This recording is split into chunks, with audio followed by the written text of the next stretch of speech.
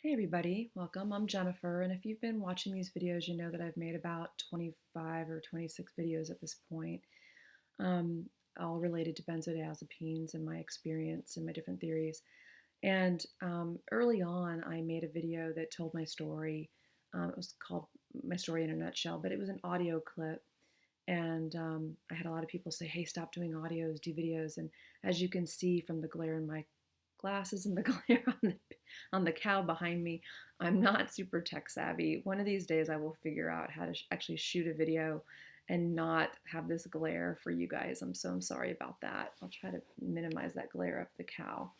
Um, that said, even though I had told my story in that audio, I have had a lot of people write in and just ask me lots of questions about my taper and are you still tapering and this and what was your story? And so I realized maybe it might be easier and certainly more relational to put a face with a story and a face with a voice. And so I've had some people ask if I'd come back and tell it again, maybe with a little bit more detail and answering some of those questions. So if you'll forgive the glare, I'm gonna kind of launch into that. If you've already heard this, please don't feel the need to listen to it again. It's probably the same old stuff that you've heard in the audio clip.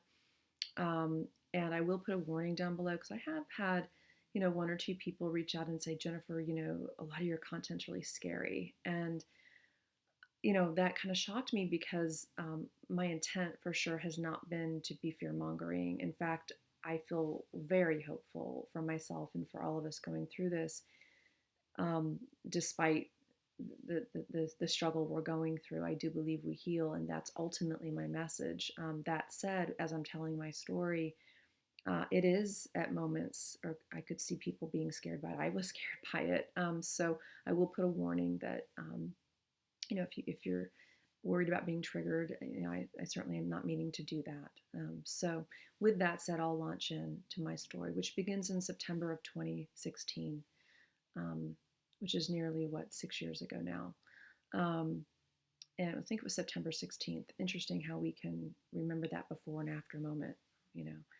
And I'll just say prior to 2016, I was 46. I was healthy. I had only had a thyroid condition that I was diagnosed when I was 20. It was under control with Synthroid. I had what I felt was a very rich and vibrant life with lots of friends. I have a very large family. I have 5 brothers and sisters. At that point, I had 7 nieces and nephews. Now I have 10. Very involved in their lives, and loved to travel. Was loving my work as a clinician. Was trying to write. I might have been teaching at that point too. I don't remember, but was very active and very involved and had a lot going on and was enjoying it. And again, I had been very blessed. I had had no real physical problems as an adult. I had had no mental health history or struggle. I certainly had life stressors. I mean, with 5 brothers and sisters and an immediate family now of about like 25 or 26 people, there's lots of good stressors and lots of sometimes not so good stressors. Things come up, people get hurt, things happen. So I certainly had my life stressors. There's no doubt about it. And but I was managing them well. They weren't interfering in the quality of my life or my relationships or my ability to work or to feel content and at peace and joyful. So that day in 2016, I was at work and I had been seeing my clients and I started to not feel well. I had sore throat, headache, feverish. And so I had to cancel my last 2 clients. And on the way home, I realized I felt like I was getting worse. And I didn't want to have to miss work the next week, which is ironic considering how much work I've missed now as a result of this decision that I'm about to make, which was to pull into an urgent care center and just run in and be seen. And, these were the days where, if I had to take a Z-Pack, I'd take a Z-Pack. I didn't take them often, but they were not things that I would have ever even questioned. Well, I walked into this urgent care center and I was seen and they said, well, maybe it's sinusitis. It could be a bronchitis. I don't know. But go get this script filled for a steroid and also for um, this antibiotic, this generic version of Levaquin, which is a fluoroquinolone. And I knew nothing about this antibiotic. I knew enough about steroids to say, I think that's a heavy hitter. I'll hold off and see how I do. But with the antibiotic, I went and got it filled, and I didn't ask a lot of questions, and I wasn't told anything. And so I didn't know there were 3 black box warnings about this med when I took it. So I go home, I do what I'm told, I take my medicine, and I start feeling worse. But again, I'm attributing this to, wow, I'm so glad I'm on an antibiotic because I'm really sick. And I'm getting sicker and sicker and sicker with stranger symptoms. And within 72 hours, I don't resemble myself. Um, I also don't recognize myself. And what I mean by that is literally, um, I had such a severe kind of cascade of symptoms that happened so quickly that ranged from terrible insomnia to neuropathy in my legs and feet. Felt like somebody was poking me with forks. I had kind of like a mild form of akathisia where I couldn't sit still. I was pacing between my bedroom and my kitchen and out into the driveway. I would just pace for hours, sweating and then freezing. My eyes went blurry initially for the first few days to a week, where I couldn't watch the TV. I couldn't read. I could still try to drive. I shouldn't probably have been driving myself to doctors, but I just didn't know what was happening. I developed tinnitus, so I've got this whooshing and ringing sound in my ears.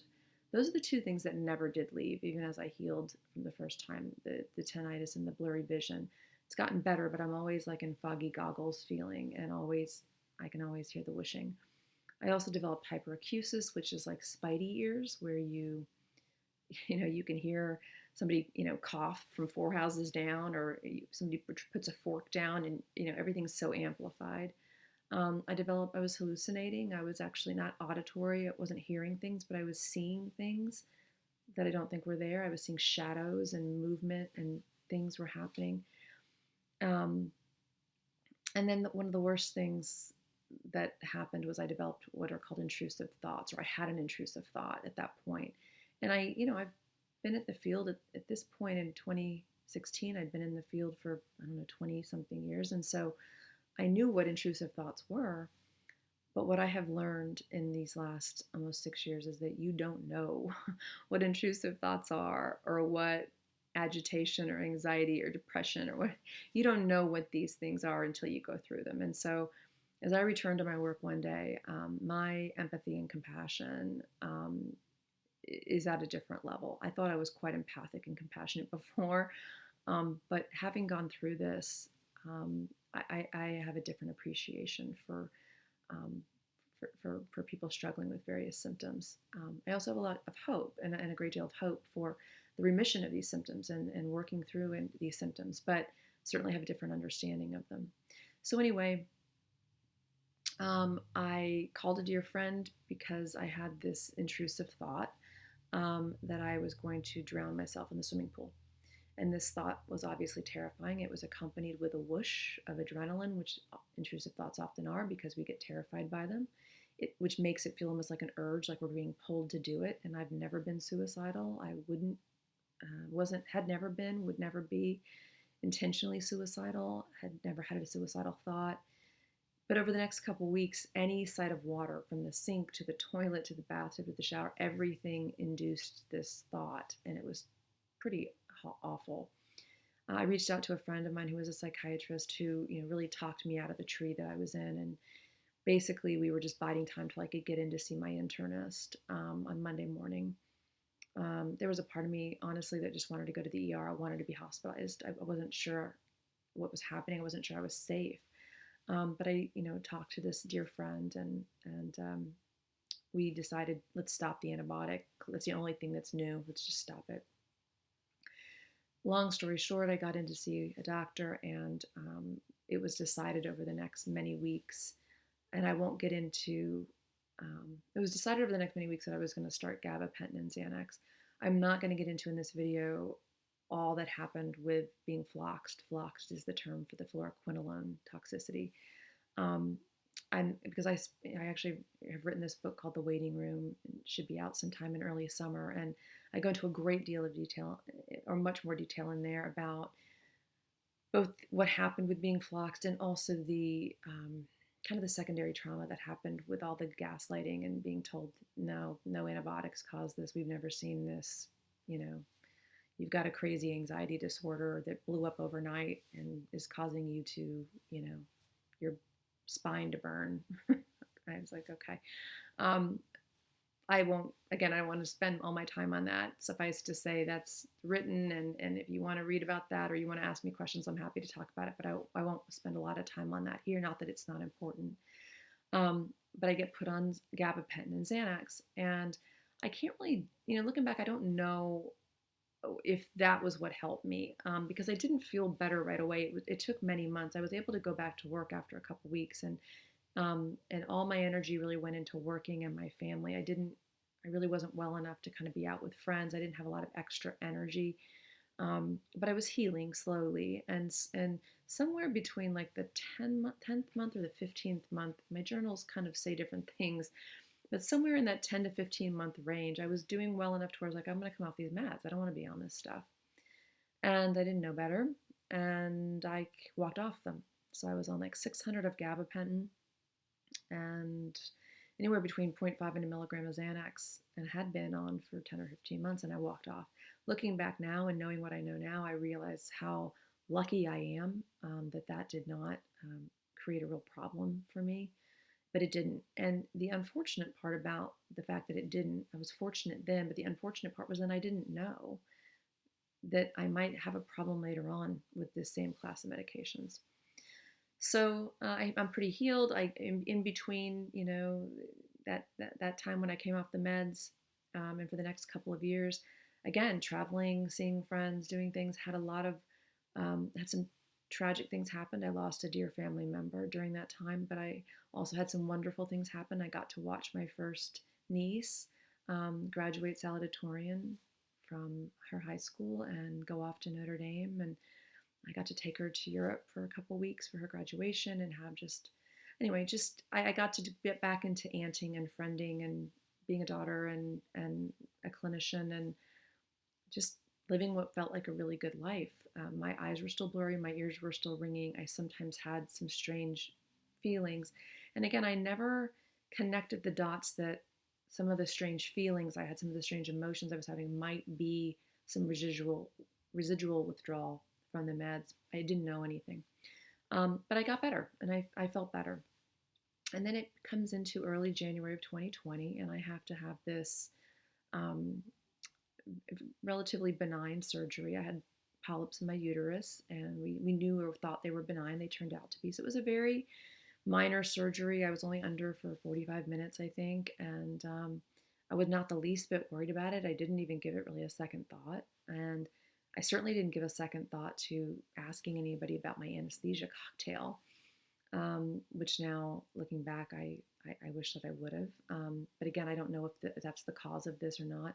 But I woke up from my surgery, and within a couple of hours of getting home, I remember two things. I remember feeling like I wanted to go for a run in Memorial Park down the street. And I don't run, okay? I don't even walk that fast. I mean, I walk. I'll go for a walk, but like, I am not, somebody who goes to Memorial Park and runs. And I felt this urge to go just run. That was my first bad sign. The second one was, I started looking at my family member who was sitting on the couch across from me, and all of a sudden, I was having trouble recognizing them. And then I was having, feelings of not being real, which, by the way, those were symptoms I'd had before as well. And suddenly, within hours, everything was back. The tinnitus was roaring, the neuropathy in my legs. I was hot and cold. I was having strange thinking. Everything was back. And I thought, oh my God, I can't believe this is happening again. And I was without a kind of primary care doctor. I had an OBGYN, obviously, who had done the surgery, but I was without a primary care doctor. I was healthy. I really wasn't needing anything. I didn't have a psychiatrist or anybody that was following me because I wasn't on anything. So it took some time, actually quite a while, to get somebody on board that could help me. And in that time, I reached out to somebody who had helped me previously, back when this had happened in 2016, and they kind of helped bridge the gap as best they could, really as a favor to me more than anything else, while I waited to get in to see somebody and find somebody that could help. But of course, what did we do? We kind of decided, well, it worked last time, so just take some gabapentin and some Xanax. Well, I was really fighting taking the Xanax, but I did start the gabapentin, and right away the medicine wasn't right. I was still able to work, but I remember sitting with some clients, and I would sit with heating pads on my hands because my hands would freeze, and then I would sweat, and it was just, not good. But cognitively, I was intact, but I was struggling, and the gabapentin was making me feel worse. And so, after a month or so of that, we decided to stop, and I just cold turkeyed it again. And again, I've since learned that gabapentin is not a medication that you want to cold turkey. I have a friend that's a psychiatrist in Tennessee who tells me stories all the time of people that come into his ER, his psych ER, looking psychotic from having cold turkeyed off gabapentin and having really severe symptoms from cold turkey. So again, I got lucky, right, in some ways. But as I came off it, I got worse this time. Didn't get psychotic, but certainly felt worse. And so, of course, the response was, well, then increase the Xanax, the Alprazolam, which is the generic version of Xanax. And so I started doing that. And as I did that, again, I was not feeling well on it. It was not working like it had done. I wasn't feeling calmer on it. I was feeling strange on it. But of course, what the symptoms that were happening was increased, agitation, increased anxiety, a lot of fear, probably also just some fear of like, oh my God, am I ever going to be okay? And so what do you do when those symptoms come is, instead of being like, well, get off that stuff, right? The prevailing thought is, well, you probably need more, take more anti-anxiety. Well, so I did. And so I got up to like 1 milligram, and I was worse. And I was, still working and trying to be in my family, but I could feel myself slipping away. So I made the decision um, um, to try to come off this in the traditional way that people do, which is, at least in the medical establishment, they'll say, drop it by 25%. Well, I did that, and I was worse. And then I dropped it by like another 5 or 10%, and the bottom came out. Just the complete bottom came out, and I had to make the decision to shut down my practice. And somebody was looking out for me because I was able to make those calls and emails to my beloved clients. And within 24 hours of finishing those calls and emails, I remember standing in my apartment, staring at a sweet potato, trying to figure out how to make it. I didn't know how to cook a sweet potato. I didn't know how to make any of the food in my refrigerator. I didn't, so I'd open the fridge and just stare for 20 minutes trying to figure out what I was supposed to do. It was very, very odd. And so looking back, kind of as I look back now, what happened, Versed is a benzodiazepine that is in, when most of us get put under an anesthesia, Versed is often given, and I forget the generic name for it. But Versed was in my cocktail, like it is in most people's. And I actually think, looking back now, that's probably what's got this ball rolling again. Was I'd had this initial assault to my central nervous system with the floxing. I'd had the exposure to the Xanax, the withdrawal from the Xanax, now a re-entry of a benzo in the surgery. And then, instead of what I wish I would have done, was just like let it ride for 3 weeks after the surgery. And if I had to take a month off work, take it off, but not add more medicine. But you don't know, right? And we just don't know these things. And even having been in the field, I was doing what we do in the field, which is, rely on these medications a lot of times. And so I think that's what happened, is I kind of got kindled. We talk about kindling. It's a term we use in benzo withdrawal often. It's used in alcohol withdrawal as well as epilepsy, meaning, every time you have a seizure, you have a higher likelihood of having another seizure. Every time you come off alcohol, it's harder to come off. Every time you come off a benzo, off and on, there's the higher chance of having a harder time coming off the next time. That's referred to as kindling, and I think that's part of what happened. So now let's say it's March. This all began in January. Now let's say it's March of 2020, and I have dropped my dose by the 25%, and then the other 5 to 10%. I've fallen apart. I've called on my clients. I've canceled. I basically have shut down my practice. I'm staring in my kitchen how to try to feed myself. And I had to make a tough decision to actually move in with family because I couldn't be alone. I couldn't figure out how to do basic things. And it was just a very strange time. And I was instructed, started finding people to try to help me, and I was instructed to um, updose, excuse me. And so I updosed to 1.5. So I went from basically zero point 0.6 of Xanax to 1.5. And at the same time that that happened, I was also placed on mirtazapine, which is an antidepressant. I had lost like 26 pounds in 21 days. I was not eating. Um, I couldn't eat and I couldn't sleep. So this med is an antidepressant, but the lower doses are used for these purposes, and it did help. Again, I'm not suggesting people go on medications. I now know I have to taper off this one once I'm done with my Xanax. In the moment, it helped. Long term, again, I don't know the impact it's having, positive or negative. That said, I then locate and find a psychiatrist who's willing to work with me and who actually was wonderful in the sense that even though she hadn't really seen a benzo withdrawal to the extent that I was experiencing it, she was very well versed in saying, look, you had an assault on your nervous system with the fluoxetine, you had a previous exposure to a benzo. Now you've had this exposure to the benzo, you're trying to come off, you clearly can't. Let's slow everything down. And so we did. We added in some supplementation at this point from a company that I'm not going to say, I don't want to endorse one way or the other. It was, I don't want to say it was beneficial. It didn't hurt me in the beginning.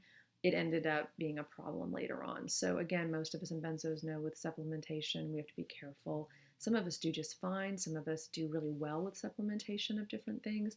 Some of us do well until we don't. And that was kind of the case for me. And I'll get into that. But again, I'm not endorsing supplements or certainly any companies. Suffice to say, over the next couple of months, I stabilized again and wasn't in great health, but was doing a little bit better. But COVID had hit, so suddenly, my practice that I had disbanded, it would have changed anyway. It would have all gone virtual, and by early summer, I had just a couple clients reach out who hadn't started working with a new therapist. And I explained to them, that I was in this health situation and it was a little unpredictable and I couldn't really work in a manner that was, typically how I work, which is trying to be somewhat reliable and consistent. And that, if they needed things and they understood that I might need to change appointments or I couldn't be kind of dependent on, and again, it was a small number of people, began seeing them. And I went with my folks actually up to our family lake house in Pennsylvania that we've had since I was a kid. And it was COVID, so it really wasn't going anywhere anyway. And I just spent, 5 months up there with them healing. And I did. I was healing and I'd gone on Benzo Buddies and some Facebook groups and figured out how to taper. My psychiatrist was very supportive of me getting this information to try to find alternative ways to taper rather than the traditional way of dropping 25%, which my body wouldn't have handled. And I ended up water tapering and I stayed on this taper, from starting June of 2020 all the way until December of 2020. And in January of 2021, still doing okay. And I joined a gym and I started swimming, and it's still COVID, right? So the chlorine, it's a very highly chlorinated pool. I didn't take that into consideration. Also, I'd been reading about bone broth and helping our gut, so I was drinking copious amounts of bone broth. And again, I have learned about moderation in this, and I tend to not be good at that, but I was drinking copious amounts of bone broth, which are incredibly high in histamine. I was swimming in this highly chlorinated pool, and I just break out in hives, just all over, and I'm itching. But the worst part was, kind of what it set off. Again, these cascade of symptoms in my body because our nervous system and our immune system are so intertwined and affect each other. So at the same time, I go in for some blood work. Again, this is like January of 2021. And my B6 is off the charts. Like it's near toxic range. And my doctor's like, this is not good. And usually this doesn't happen with B vitamins because we pee them out. They're not fat soluble. But for me, for whatever reason, I wasn't metabolizing it properly. And so we make this decision, I've got to come off these supplements. And I couldn't just take the B's out. They were all embedded in, and I was taking 16 pills a day of different vitamins and amino acids. And so we begin this journey of having me come off these 16 supplements, and this takes about 3 months to do, starting in about February, March, ending in around June or July. And in June or July, it all tanks again. Just the bottom came out again. And for those of you that have gone through that, where you've had these ups and downs, and you think you're doing everything right, and then you make a change or something changes. I've talked to people where the brand name or the generic company changes, and just the formulation, little things, because our systems are so sensitized. Things that the average person would be like, what do you mean vitamins hurt you? What do you mean you can't take vitamin D? What do you mean B vitamins rev you up? What do you mean you can't eat glutamate foods? Stuff that wouldn't bother the average person majorly can affect us, because our systems are so raw and sensitized.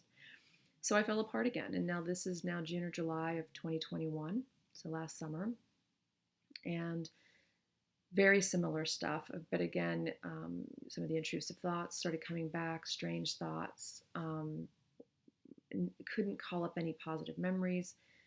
Lost any sense of my humor, and lost most of my sense of myself. I wasn't able to watch television or listen to music. It was all just too stimulating. I really didn't leave my room. I again lost weight. I think I lost again 25 or 30 pounds in the course of 2 months. The neuropathy came back. I didn't have akathisia where I paced, but I had involuntary movements of my legs. I couldn't control them. My left hand would contract and I couldn't open it. It was just a shit show again. And so we had to make the decision to do something, because my family was getting really worried. And quite frankly, I was too. My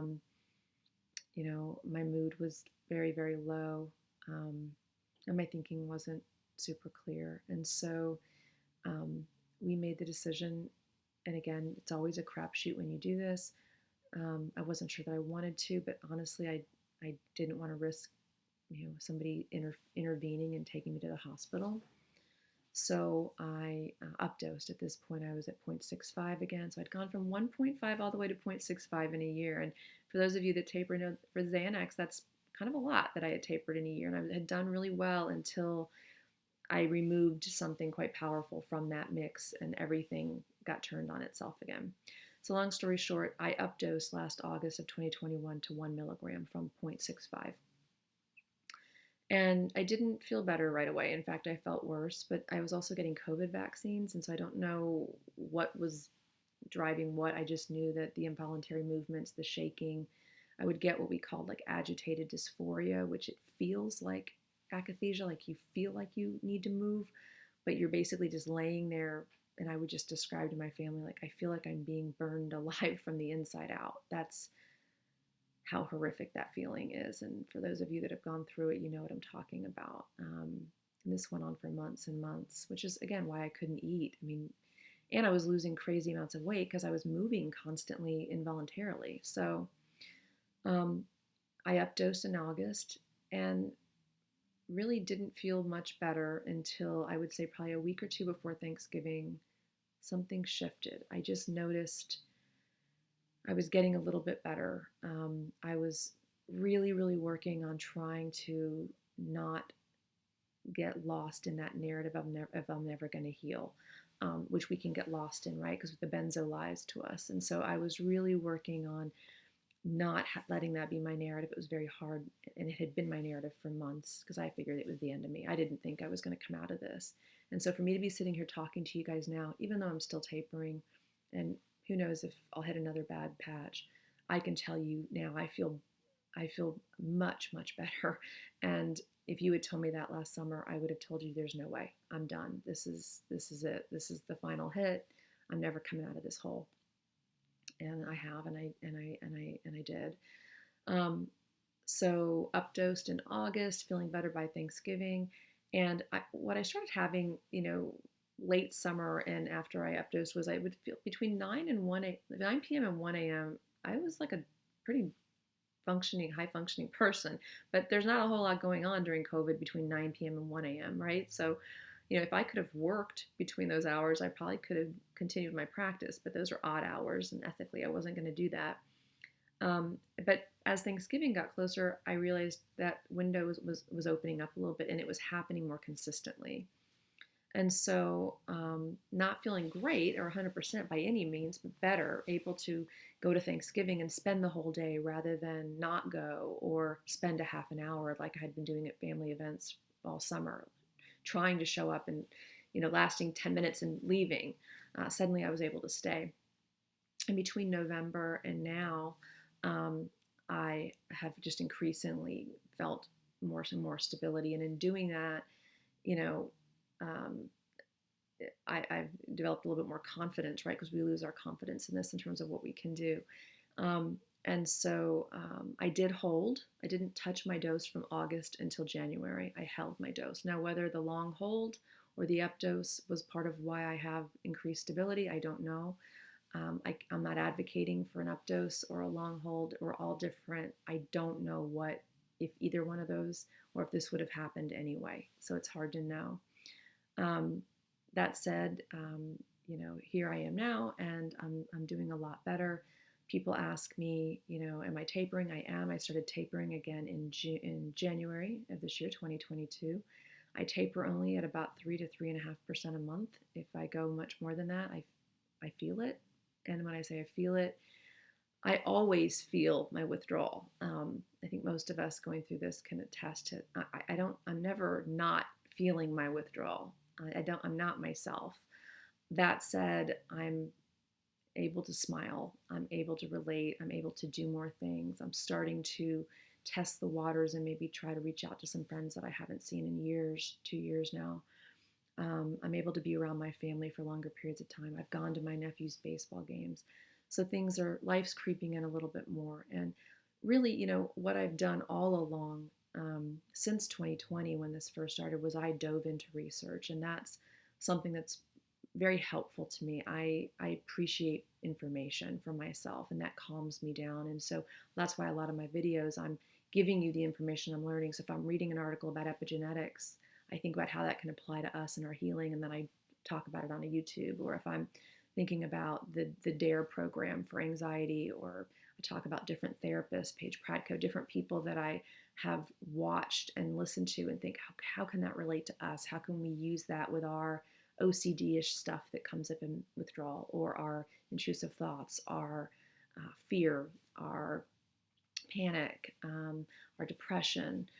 What can we, so as I'm researching our limbic systems and our stress response systems and what's maybe potentially happening, again, I'm sharing all this with you guys, again, not as a clinician, just as a fellow traveler who has spent 6-7 hours a day for the last 2 years researching, for lack of a better word, trying to figure out what's going on and trying to write about it, my own experience, and also things that I've tried that have helped and things that I've tried that haven't helped. That's what the waiting room is really all about. That's what I'm doing in these videos as well. And so I hope I've answered most of the questions. I know this is long, but I did want to come back. And again, it's always with a message of hope. Like I said, I'm doing a lot better now. I'm working to try to kind of put myself back into life a little bit and practice, being out there and certainly paying much closer attention to the narrative I'm telling myself about myself, because when I have fallen in these holes now 3 times after being floxed with the benzos after the surgery, and then this latest setback over the summer where I went acute, each of those holes lasting months at a time, my narrative was, I'm sick. What if I don't make it? What if I am one of the ones that never gets out of this? What if I'm in this for the next 20 years? All kinds of things, right? And I'm sitting here telling you, I've been in that situation now 3 times, and I've come out, and I believe we do. I just wish that I wish we knew how long we were going to hang out in the waiting room, which is the reason that book is titled that, right? We're in this waiting room, and we don't know the time. But I am trying to research and really think about what are things we can do to affect whatever little bit of change we have, right? kind of this serenity prayer idea, right? The wisdom to know the difference of what I can change and what I can't. And there's a lot of things we can't change in this. Um, Things can always get worse. I had a really important person in my journey teach me that. Like, you think it's bad, it can get worse. And at my worst, I would think, no, that's not true. But I believe he was right. And so I work to make things not worse. And I'm trying to find things that make it better. And when I do, I want to share them with you. And when I find out what made it worse, I'll share it with you. Again, our journeys are very different. It's not advice, but we all are just needing to kind of help each other through this process because we're a little bit in medical no man's land, unfortunately. And we are kind of each in our little boats trying to make it to shore. And so as we can kind of point out the sharks and the scary waters and, you know, the the big waves coming towards us, we all need to help each other through this. And that's why I love Benzo Buddies and the Facebook groups for those reasons. I know they can get triggering for some, but they can also be very helpful. And that's also my goal in doing these videos is, again, the story might be scary, but ultimately it's my belief is that we heal. So that's it. I'm still on my mirtazapine. Can't touch that till I'm done with my taper. Won't touch it till I'm done with my taper. I have learned my lesson about putting things in, like supplements or medications, and taking them out in this process. My system cannot handle that. I'm on a very slow taper. It may take me years to get off this. I'm okay with that as long as, if I can stay out of those acute, terrible moments, then I'll take this level of functioning, even if it's not perfect. And I'll keep you guys informed on the videos, and hope this was helpful. Thanks.